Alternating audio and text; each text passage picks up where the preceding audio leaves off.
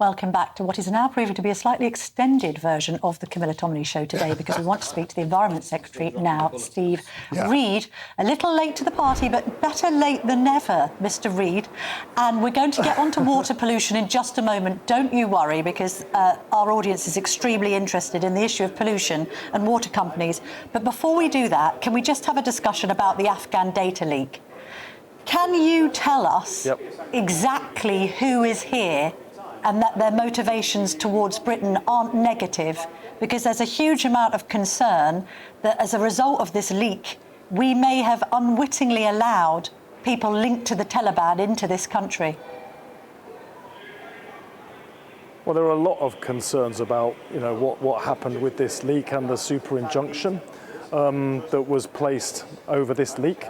That, of course, happened before the general election. After the election, the incoming Defence Secretary, John Healey, within weeks ordered a review of what had gone on. The risk level, he found out when the review reported back, was lower now, and therefore the super injunction has been lifted, and we can see more of what was going on. But you're right, there are still further questions to answer, including those very important questions that you just posed. And in the House of Commons, select committees, including the Defence Select now, and therefore the super injunction has been lifted, and we can see more of what was going on. But you're right, there are still further questions to answer, including those very important questions that you just posed. And in the House of Commons, select committees, including the Defence Select Committee, who carry out their work openly and in the public gaze, will be conducting their own review to see what went on, what exactly the risks were, and what lessons need to be learned so that can't happen again. OK, I mean, you're saying that John Healey acted within weeks. Let's be honest about this. You sat on the super injunction for a year. I appreciate there was a legal process going on. Does the Home Office now need to reassess those who have come in, not least after the Telegraph has run stories saying that some of them have brought in 150 relatives, and find out that the people who have come here from Afghanistan aren't linked to terrorism? Well, as I understand it, there have been biometric tests conducted of people who came in through this route, and those claims have not been substantiated. So as we understand it, those problems are not real problems. But of course, there needs to be a comprehensive review of what has happened, every single aspect of it. That is best done by the select committees in the House of Commons. They're cross-party, they operate under the public gaze, so we can all see exactly what has been happening, and then we can allay the kinds of very real concerns that you've just put to me. OK, but sorry, should I just clarify that? Are you saying you're not concerned that any of these people that have come in as a result of this leak might not have the best of intentions towards Britain? I say that because one Afghan colonel, who did indeed help the British but was left behind. Meanwhile, so we had one Afghan colonel who helped but was left behind. So some of the people that have actually left, that helped us, have been left in Afghanistan. Meanwhile, we've had others coming in, Camilla, including someone with 150 family members. If that includes fourth cousins and distant in-laws, how on earth can we be sure what their motivations are? We can't be sure, can we? Well, Camilla, I'm very concerned about this, extremely concerned about this, which is why I want those selector committees to carry out this work and find out exactly what has gone on.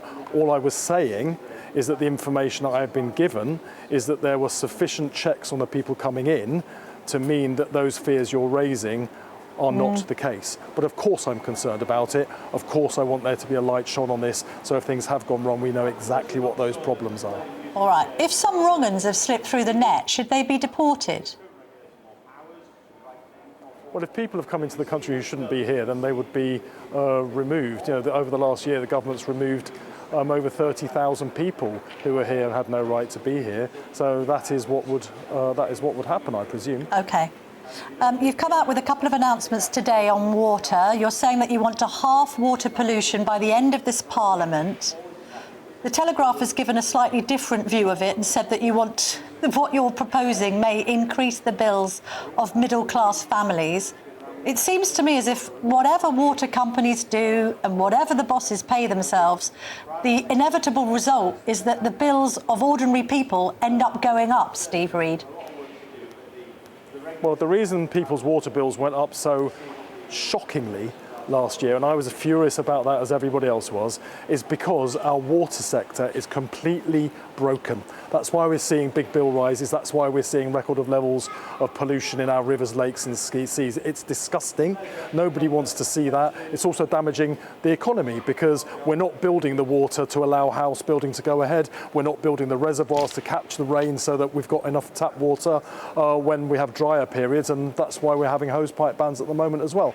This government is putting in the building blocks to completely reform the sector, a root and branch reform of a failing sector. So we banned the payment of unfair multi-million pound bonuses to water bosses. We brought in £104 billion of private sector investment that started to be spent this April to upgrade and replace those crumbling water pipes and sewage pipes. And tomorrow I will get a report from Sir John Cunliffe that I asked him to compile about how we change the rules that govern the water companies so we can have a water revolution in this country and never again allow the failures of the past to happen in the future. That means cleaner rivers, lakes and seas. That means no more massive unexpected shock bill hikes like the ones that we got last year. And it means we get the water captured in reservoirs, so when we get dry spells like this spring, we're less likely to need hosepipe bans because we saved the water when it came from the sky.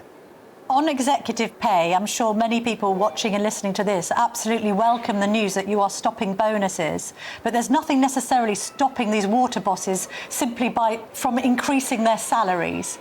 So we have, in the case of South West Water's CEO Susan Davey, her pay jumped from £543,000 to £860,000. She forwent her bonus, and that's great. But these people just put their pay up, even when they're being rewarded for absolute failure. Thames Water has set aside £13 million for bonuses. What happens to that money, or what should happen to that money, Steve Reed? Well, I mean, absolutely, and I think she needs to think about the relationship between her company and her customers. I know that people in her region are furious about sewage leaks into the sea and into rivers in that area. I know they're concerned that the company's previous commitments to invest money, they didn't invest the money.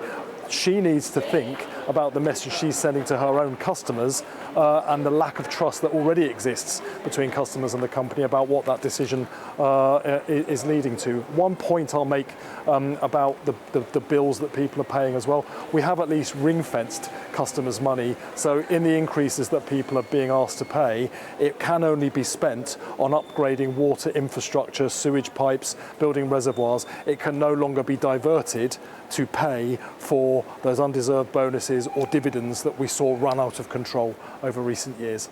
OK, a couple of more domestic questions, and then I'll let you go. How old do you have to be legally married in the UK, Mr. Reed? To be legally married in the UK, you'll have to, yeah, I don't know, tell me, how old? 16? 18?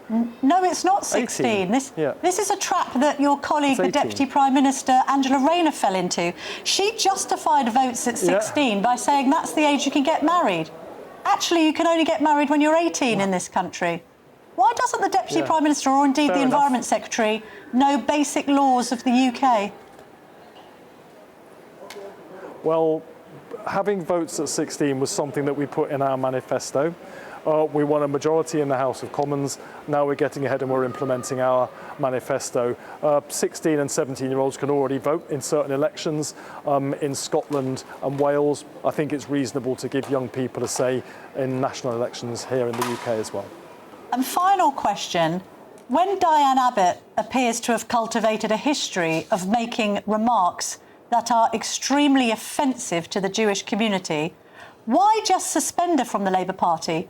Why not, now it's a third strike and you're out, why not just expel her from your party, Steve Reed?